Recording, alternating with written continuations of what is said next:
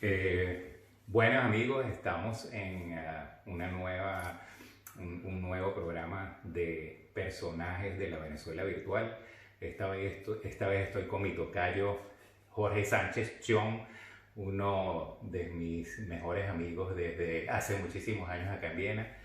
Y bueno, un placer para mí que Jorge esté aquí con nosotros y espero que tú también lo disfrutes. Es una conversación. Chéverísimo. ¿Cómo, ¿Qué puedes decir tú sobre cómo ha sido tu experiencia de vida acá en Viena? ¿Desde cuándo nos conocemos? Oye, nosotros nos conocemos desde el 90 y algo, Ujú. me imagino, ¿no? Sí, la fecha exacta no la sé. Debe ser como el 95, por ahí. Más o Podría menos. ser muy fácil, sí. Porque tú llegaste en el 91. En el 91, sí. Yo llegué en el 88. Ok. Y sí.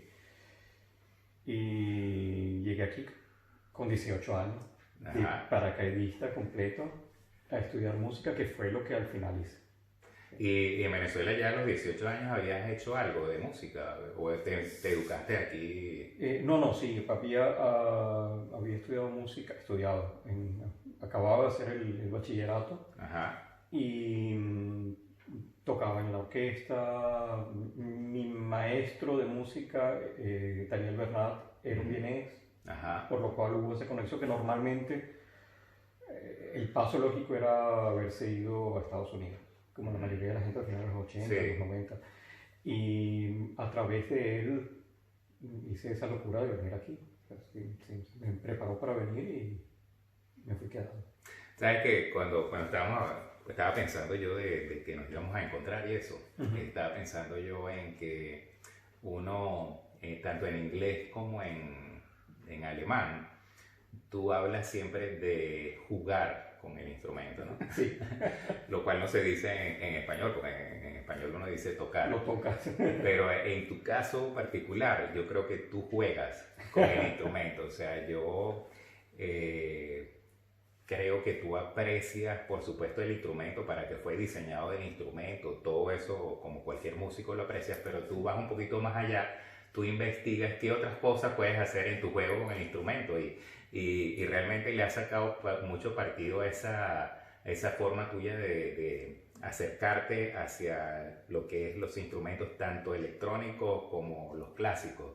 Eso tienes tú, yo creo que eres una de las personas que realmente puede escribir una partitura para cómo jugar con las partes que normalmente no se tocan de un piano. Es cierto. Por una parte, bueno, importante saber que lo que yo personalmente toco es electrónico. Y sobre todo cosas como tocadiscos, lo que hace un DJ, en realidad es parte de mi trabajo también, a nivel experimental. De forma que ya por ahí la tentación es muy grande, porque Claro. lo que tienes es un gran juguete enfrente tuyo, ¿no? Sí. Con todas las técnicas de scratching, del hip hop, más las técnicas experimentales, porque hacer música con tocadiscos es algo que generalmente no hacen músicos, ¿no? Y viene, o sea, músicos con un estudio musical como el que yo hice. Y mucha gente que viene de las artes plásticas empezó a experimentar con tocadiscos en los 80, en los 70, en los 80. Y gente que venía del punk, del noise, y esos son mis colegas, ¿no? Pasó de ser la gente de música clásica a la gente de música experimental. Y por otra parte, lo que tú hablas también de estos instrumentos es una tendencia muy grande en Europa, en lo que son las así llamadas técnicas extendidas. Y es algo en lo cual yo estoy en casa, ¿no? Y sí, yo creo que nos conocimos con una pieza de piano mía. Que me pareció fabuloso, o sea, que prácticamente tocabas como con un martillo o algo así. Exacto, yo tocaba dentro del piano, sí. Sí, Sí. imagínate. Sí, y es también la parte lúdica del asunto es muy grande. Lo veo también ahora en generaciones más jóvenes, a los cuales yo le doy clases, que muy disperso, muchísima gente de México también, ah, que tienen ese approach al instrumento. Yo pienso que todo ha variado, o sea, en lo que es la parte, digamos, visual, se ha integrado también en la forma de uno percibir, por ejemplo, la música.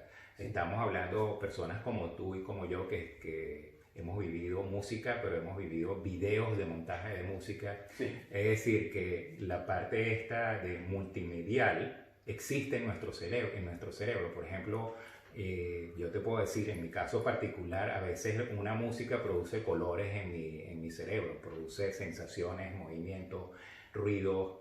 Aparte de la música misma, trae otras cuestiones que yo le he añadido con mi parte, digamos, multimedial en el cerebro.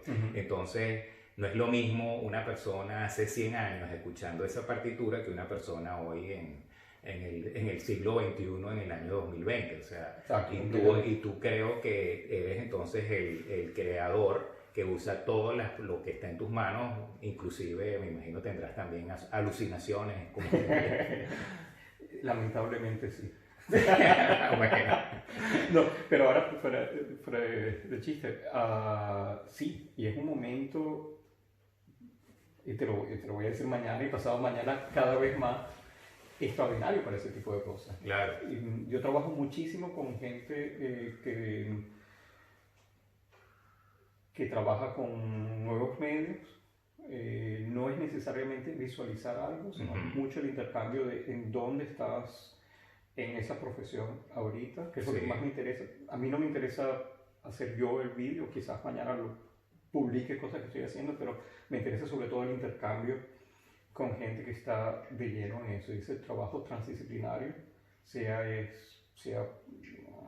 video, luz, danza, muchas otras cosas, es con seguridad a través de los años una de las partes más importantes del trabajo mío. Pero tú, bueno, yo he tenido, lamentablemente no he podido estar en todos tus conciertos, siempre en Viena hay muchísimas cosas que hacer y en particular yo siempre estoy enredado, pero en los que he estado también he visto como que hasta incluso el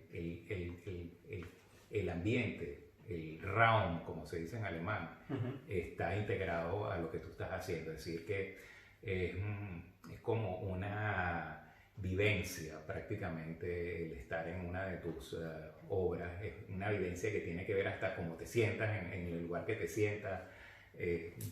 Me parece a mí que es otro tipo de música, o sea, es una música más concreta, más sensorial. Sí, yo creo que es muy, muy importante realmente. Cuando celebré mis 30 años en Viena, que lo hice en el MUMO, que es el Museo de Arte Contemporáneo,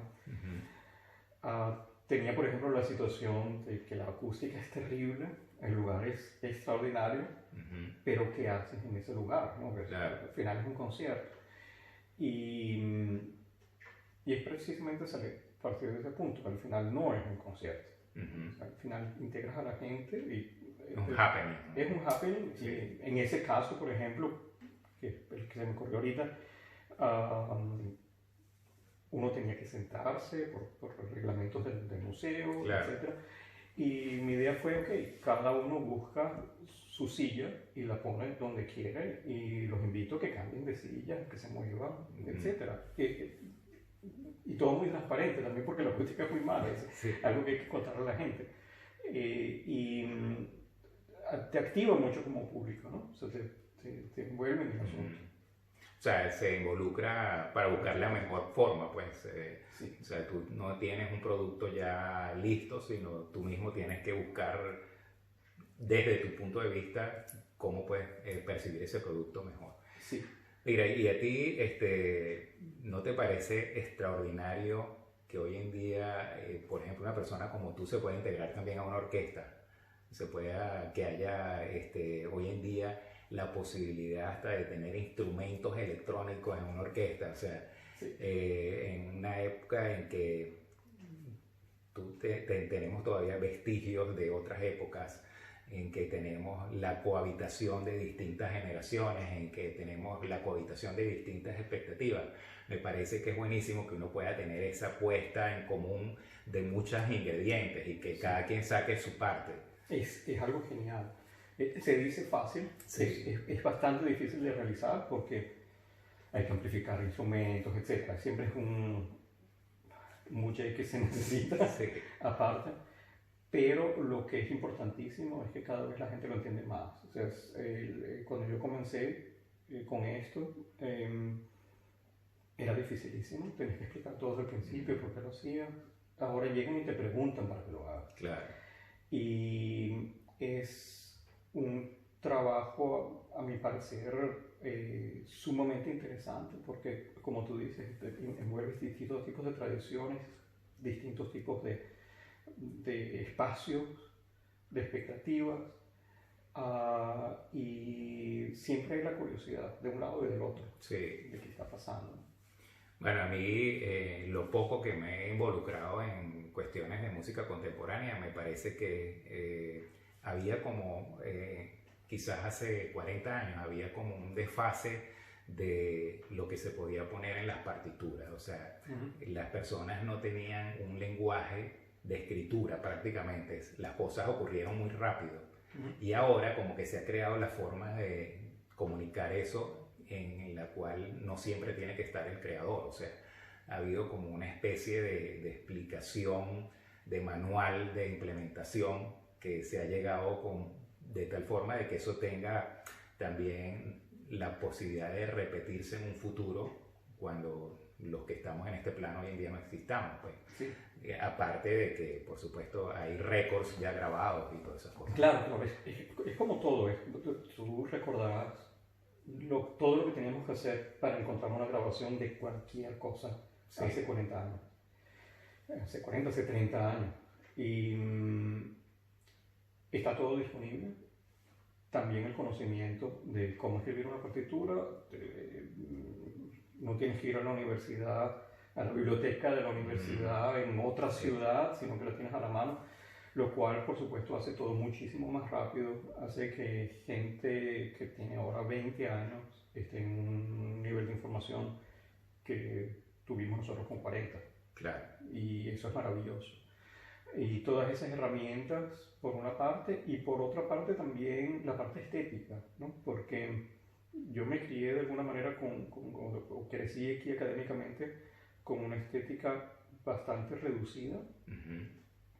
Y por cosas de curiosidad, de interés, de cooperación, te interesa trabajar con la gente que está haciendo cosas en este país. Por ejemplo, en los 90, Viena tenía un gran nombre, sobre todo en el extranjero, haciendo música electrónica, pero música de lounge y música de club, hasta música experimental. O sea, había una gama muy amplia con la cual no tenías contacto en la universidad. Eran como dos mundos paralelos.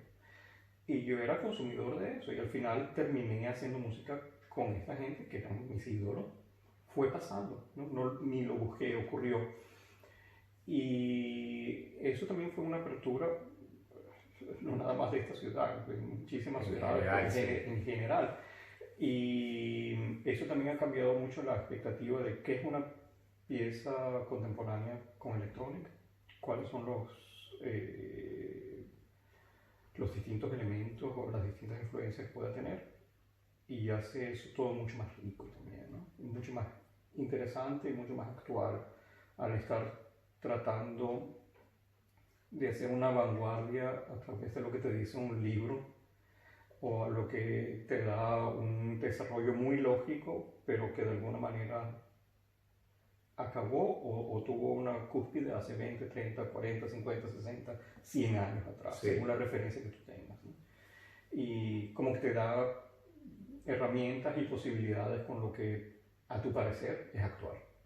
Bueno, yo pienso que la parte de la academia hoy en día la tiene bien difícil, porque en el momento que ya tú terminas de hacer el pensum ya está obsoleto. O sea, y las personas, por supuesto, que están encargados de pasar el mensaje, los profesores están obsoletos también. Entonces, ellos tratan, por supuesto, de crear una base, y yo creo que en eso son buenos, de esto es lo que, digamos, la parte histórica, pero luego se quedan cortos en lo nuevo, que hoy en día es avasallador. Entonces es muy difícil que se capture en esos pensos. Entonces, bueno, yo creo que las personas, sobre todo en estas áreas de la música, de la pintura, de tecnología, tienen que tomar la academia como un paso necesario quizás para tener un fundamento teórico, pero tienen que estar abiertos a todo. O sea, sí, completamente. Yo creo que ese concepto de tú te gradúas de un lugar y sabes lo que es la cosa, sí. es algo que caducó hace mucho tiempo y mucha gente tiene que tener en cuenta. O sea, yo admiro a la gente que son buenos pedagogos y están haciendo una carrera. Es muy difícil porque no tienes 48 horas al día. Claro. Y por otra parte, el que la academia tenga la conciencia de que tú estás acompañando a alguien en un momento de su vida. Claro. De eso se trata. Tú estás acompañando a gente que está aprendiendo algo, está realizando algo, pero al final tú estás haciendo cultura. Es decir, tú estás saliendo a la calle y estás confrontando cosas que son totalmente diferentes, que son desde tu día a día hasta la ecología, o sea, las 20.000 cosas, cuestiones políticas y cuestiones estéticas y problemas económicos para realizar o producir lo que tú quieres hacer. Son muchísimos otros factores que van más allá de lo que puede dar un conservatorio o una universidad en el concepto clásico. Claro. Y tú has tenido en cierta forma que ver un poco con la academia, porque por lo menos yo he observado que tú has participado en estos VIP, en los Vienna International Pianist, los seminarios estos que ustedes hacen.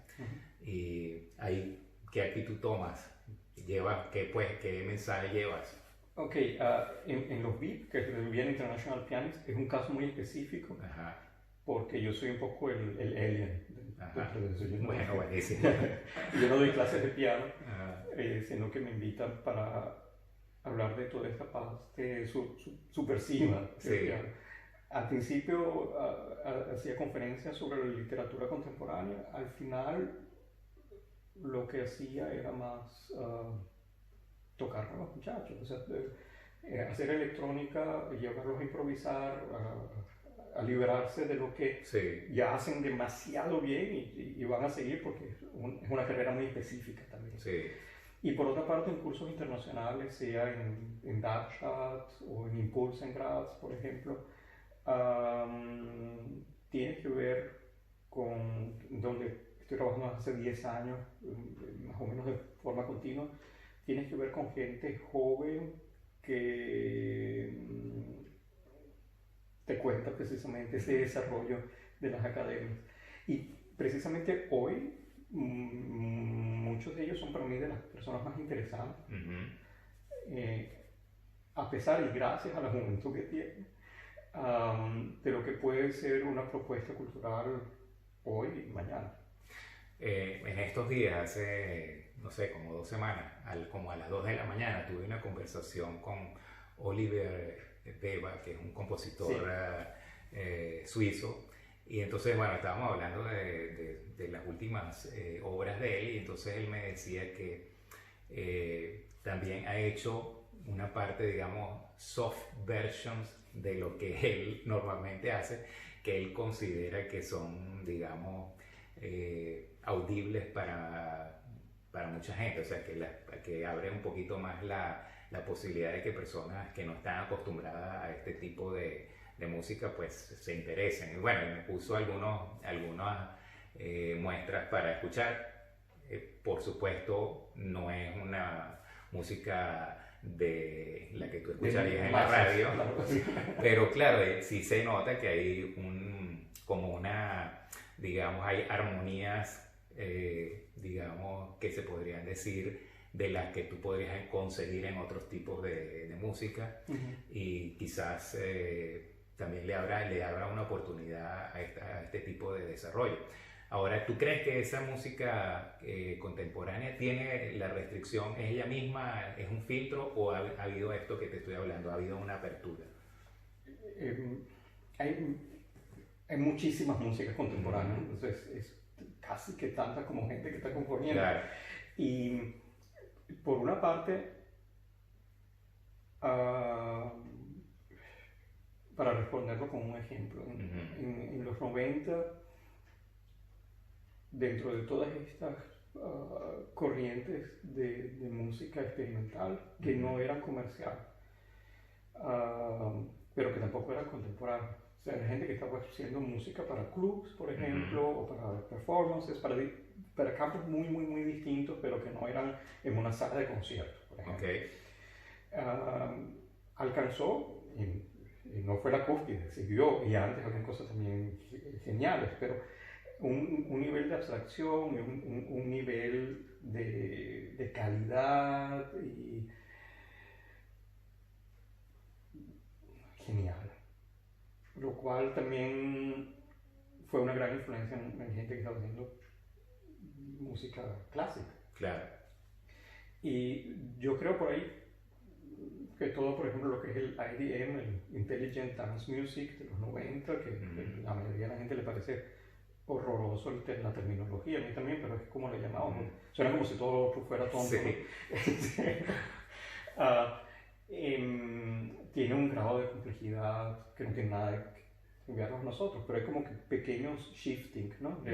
Hacia dónde va. O sea, lo puedes bailar, pero no tienes que bailarlo. Claro. Y por otra parte, a mí me asombra lo que tú puedes poner en un club a las 4 de la mañana y lo que la gente baila a esa hora, ¿no? A mí me han pasado cosas, por ejemplo, trabajando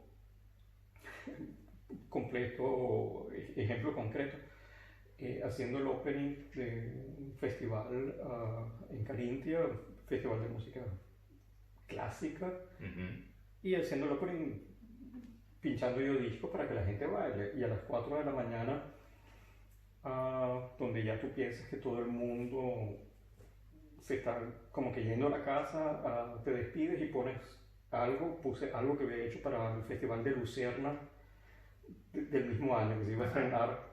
Yo no debería contar esto porque no lo tenía el festival de Lucerna, simplemente como para que la gente se vaya. Ajá. Y la gente pasó lo contrario. Pasó lo contrario. O sea, de manera que la forma de cómo un público percibe algo no lo puedes calcular.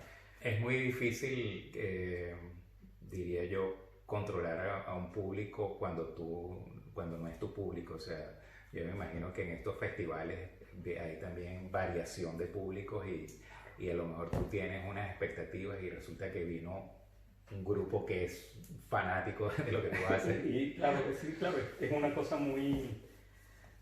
Mira, bueno, tú eres uno de los que ha visto esto que yo he hecho, que he bailado y esas cosas, ¿no? Bueno, sí. Entonces, bueno, hay un tipo de música de estas techno que me he dado cuenta yo que es más allá de lo que tú escuchas. O sea, esa música pasa como en cierta forma, a conectarse con las vibraciones de tu cuerpo. Incluso diría yo que tú llegas hasta sintonizarte con la música, tipo cómo estás respirando, tipo cómo estás, hasta el tacto del corazón, los impulsos como que se alinean, una cosa así. Me recuerda mucho cuando uno habla de las torres de alta tensión que te influyen en las personas que están alrededor. Bueno, yo diría que esta música es así. Entonces llega un momento en que entras en una especie de trance que no tiene nada que ver con lo que tú tenías planificado con esa música y es algo que tiene que ver quizás con el subconsciente, no sé. Sí, sin duda, sin duda. Yo trabajo también con mucha gente que fueron los primeros DJs en ese tipo de música en Europa en los 90 y es una historia larguísima que no nada más tiene que ver con drogas. Exacto. Sí. y sí, esa percepción, claro, tú tienes otro medio, tú estás trabajando con música con, con un gran grado hipnótico. Exacto, sí. Con frecuencias que están atacando en el buen sentido tu cuerpo, ¿no? Que están en resonancia contigo. Entonces, Exacto, sí. y sí, sin duda. No, y el efecto, digamos, post-concert es también otro. O sea, tú sales de una forma así, como digo yo, como que te hubieran hecho un reset, tuviste un wipe, te limpiaste. Sí. O sea, es un efecto fantástico, pienso yo, porque no es solamente la parte física que realmente la tuviste como en alta tensión, sino bien la parte mental que realmente dejaste de pensar en lo normal, porque muchas músicas te inducen a pensar cosas, te llevan a la nostalgia, te llevan a distintos cuartos, mientras que estas músicas no. Estas músicas te hacen, son la música en sí. Entonces, no sé, yo he percibido como distinto el efecto. A mí me parece que no es casualidad que tanta gente que está haciendo arte hoy en distintos planos, artes plásticas, medios, etcétera, cosas además, literatura, tuvo tanto que ver con los movimientos tecnos en los 80, los 90 sobre todo. Sí. Y no nada más porque eran jóvenes, no, y algunos de ellos no eran ni siquiera jóvenes, sino también qué tipo de influencia social, por una parte, y por otra parte política, y por otra parte también a nivel de percepción.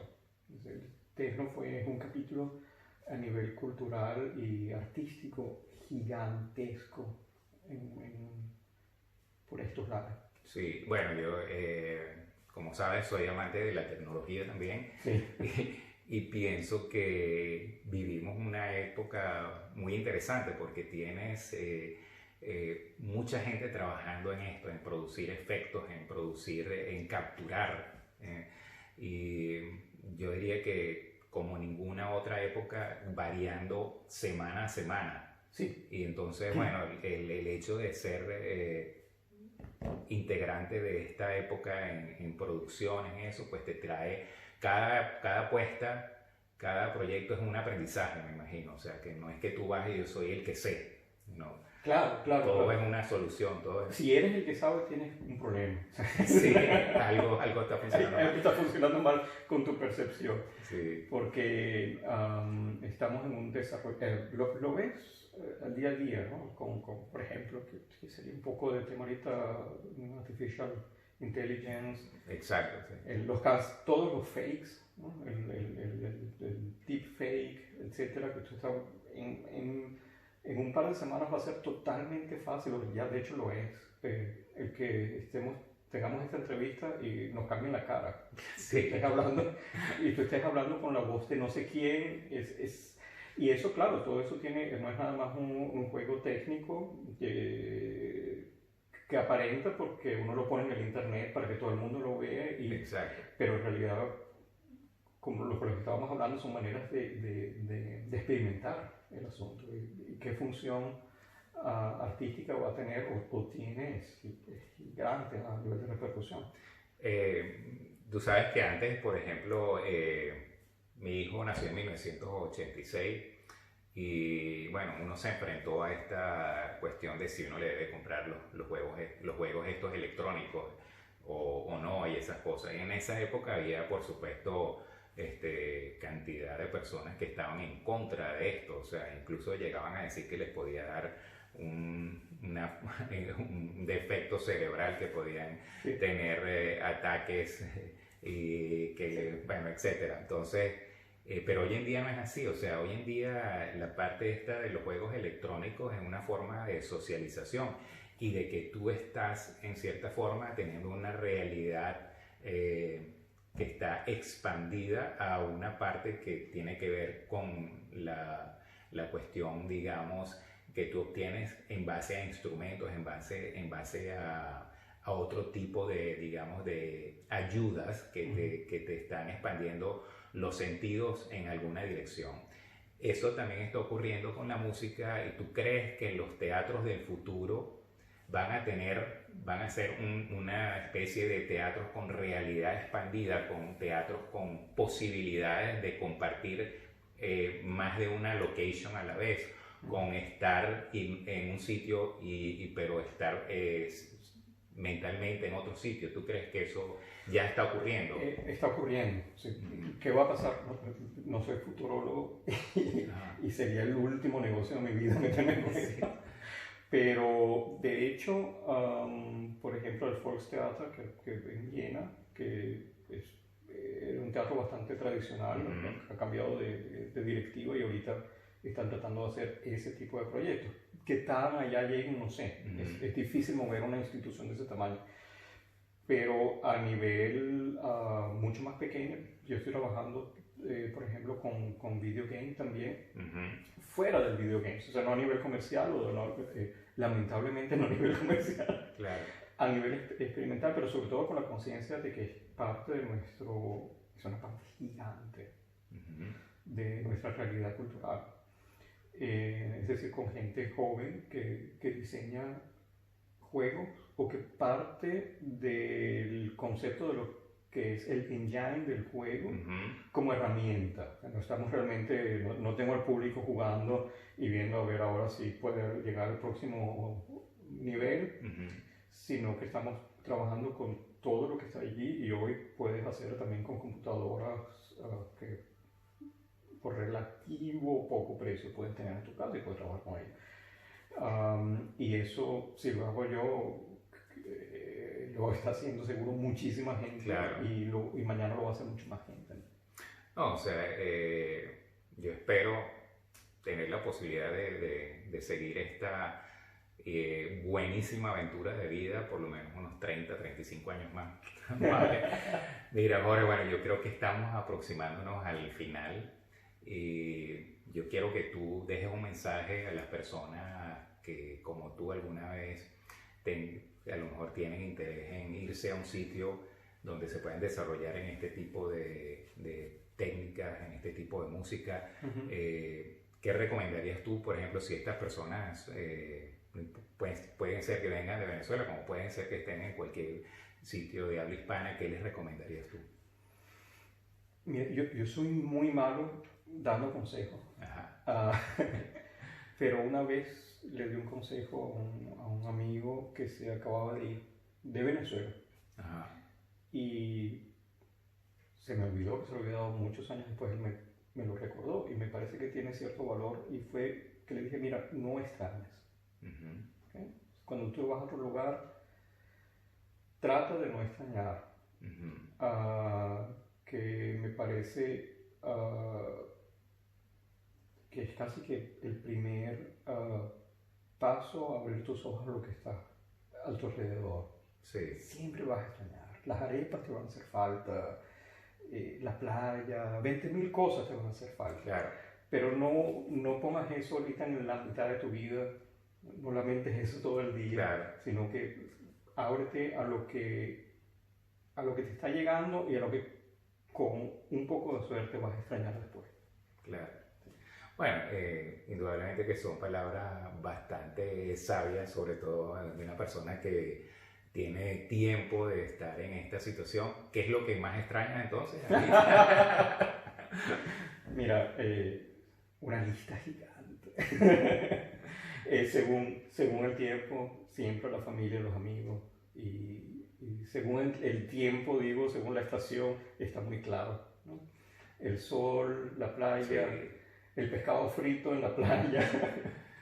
Sí. Bueno, yo estoy agradecido de que en Viena tengo personas como tú que nos encontramos de vez en cuando y decimos, bueno, podemos compartir cosas comunes y así se hace la parte esta de extrañar un poco menor, y uno sabe que siempre estás ahí, en cualquier momento uno puede hacer algo a la venezolana o tener quizás una conversación de este tipo. Eso ayuda bastante y creo que, bueno, estoy de acuerdo contigo, uno tiene que vivir, venir a vivir en plenitud y, claro. Y quitarse los filtros, ver lo que hay, o sea, quitarse las expectativas. Nada es como uno cree que es o como los demás creían que era. Uno tiene que experimentarlo, tocarlo, sacar sus propias conclusiones y bueno, al final uno se queda con un pedazo de aquí, un pedazo de allá y esa es la persona, es un Lego. Exacto. Mira, Jorge, encantado de que hayas estado aquí. Realmente, bueno, esta conversación es súper interesante para mí. Yo podría estar un año hablando contigo. Un millón, Jorge. Te deseo lo mejor en todo lo que estés haciendo y lo que vayas a hacer en un futuro.